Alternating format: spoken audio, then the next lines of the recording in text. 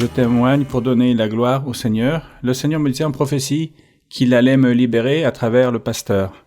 Et c'est ce qui est arrivé. Le pasteur m'a donné une orientation et le Seigneur m'a libéré d'une dépression que j'avais depuis 4 ans.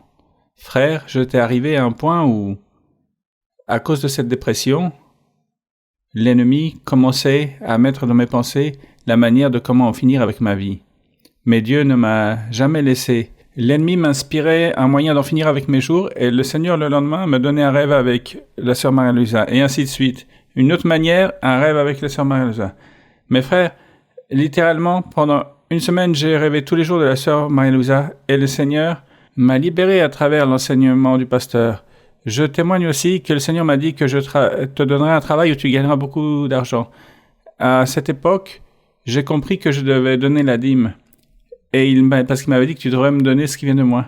Et quand j'ai pensé à combien ça faisait beaucoup d'argent et vraiment je ne pouvais pas donner la dîme. Le Seigneur a permis une situation où la pandémie est arrivée et ma maman s'est retrouvée sans emploi. Mais à cette époque, j'ai commencé déjà à donner la dîme. Le Seigneur, avec moins de 1 000 €, nous a permis de payer le loyer que nous mangions tous les deux et le Seigneur m'a permis de reprendre mes études. Depuis que j'ai commencé à donner la dîme, l'argent était plus suffisant que quand je gagnais beaucoup d'argent. Le Seigneur aussi m'a beaucoup surpris dans un enseignement qui n'avait rien à voir avec la dîme. Le frère a commencé à prier pour l'offrande et la dîme. Et le pasteur explique toujours qu'on doit donner la dîme et l'offrande de notre cœur. Et je me suis rendu compte que moi, je donnais toujours l'offrande, mais si j'avais des monnaies, je les donnais, et si je n'en avais pas, non. Donc, quand le frère, il a parlé, et je me suis dit, Seigneur, à partir de ce mois, je vais aussi mettre de côté pour l'offrande, pas seulement pour la dîme. Il a suffi que je prenne cette décision et le Seigneur a commencé à mettre de l'argent sur mon compte. Des quantités impressionnantes d'argent sur mon compte. Et tout cela, je témoigne pour donner la gloire au Seigneur. Je viens témoigner pour l'honneur et la gloire du Seigneur de ses merveilles, des miracles et des grandes œuvres qu'il a accomplies dans ma vie depuis que je suis arrivée à l'église. Le Seigneur me disait dans une prophétie que j'allais être très délicat de santé, mais qu'il serait avec moi, qu'il serait toujours avec moi, que je ne devais jamais l'oublier. C'est ainsi que l'année dernière, au mois de décembre, on m'a diagnostiqué des calculs dans la vésicule.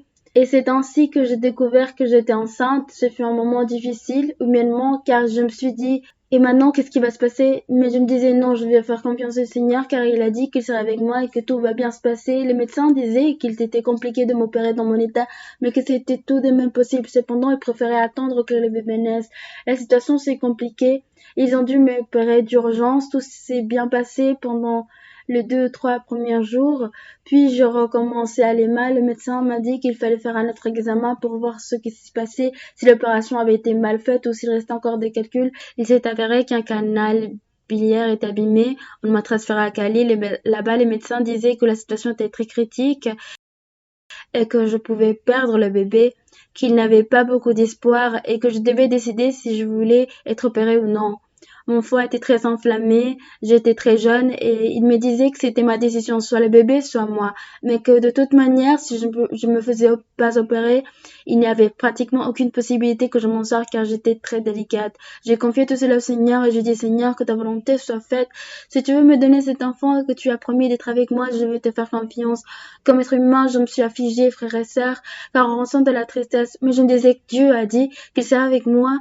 Je vais faire confiance. Le médecin disait quel dommage, espérons que tout se passe bien, mais les possibilités sont très faibles.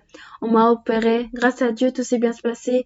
Comme je me suis réveillée, la première chose que j'ai demandé était pour mon bébé.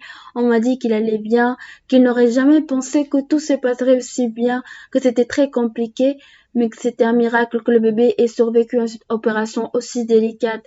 J'ai eu mes mois de récupération. Le moment de l'accouchement est arrivé, mon bébé est né, mais 6 jours après sa naissance, mon enfant est tombé malade. Il était très délicat, il a dû être placé en soins intensifs, car lui aussi s'est retrouvé très jeune. Par coïncidence, ses bilirubin était extrêmement élevé. Le médecin me disait qu'il était très mal, qu'il faudrait lui faire une transfusion de sang si ses taux ne baissaient pas en 24 heures. J'ai prié, je pleurais devant le Seigneur en lui disant qu'il me l'avait donné, qu'il ne me l'enlève pas. Excusez-moi, frères et sœurs, car me rappeler de ces moments est très difficile en tant que mère et en tant qu'être humain. Mais malgré tout, J'ai continué à faire confiance à ce que Dieu m'avait dit, et en le voyant vivant, je me disais, c'est cela, s'il l'a déjà gardé jusqu'ici, c'est parce qu'il veut qu'il soit avec lui et qu'il vive.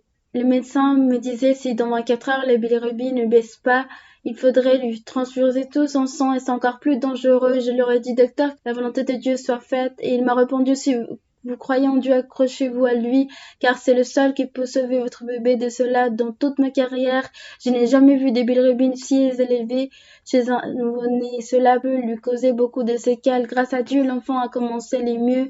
Nous sommes restés 9 jours hospitalisés, mais chaque jour il allait mieux. Le Seigneur le guérissait. Les médecins disaient qu'il resterait avec des séquelles, mais grâce à Dieu, cela n'a pas été le cas. Aujourd'hui, mon enfant est avec moi, mais je n'ai pas pu le ramener aujourd'hui parce que je n'habite pas dans la ville, mais il est en bonne santé, il va bien pendant son 9 ou 10 mois sans travailler, il ne m'a jamais manqué de rien, au contraire, tout arrivé pour le bébé, armoire, poussette, lit, vêtements, les couches. C'était surprenant de voir comment ma famille et même des personnes que je ne connaissais pas qui apprenaient que j'avais un bébé m'apportaient des cadeaux, me donnaient de l'argent et moi je ne pouvais même pas travailler. Je me disais c'est merci Seigneur car j'en avais besoin, je ne pouvais rien acheter. Et là, je me suis souvenu de sa parole quand il m'a dit qu'il serait toujours avec moi et qu'il ne nous ferait jamais manquer de rien. Je témoigne tout cela pour l'honneur et la gloire du Seigneur.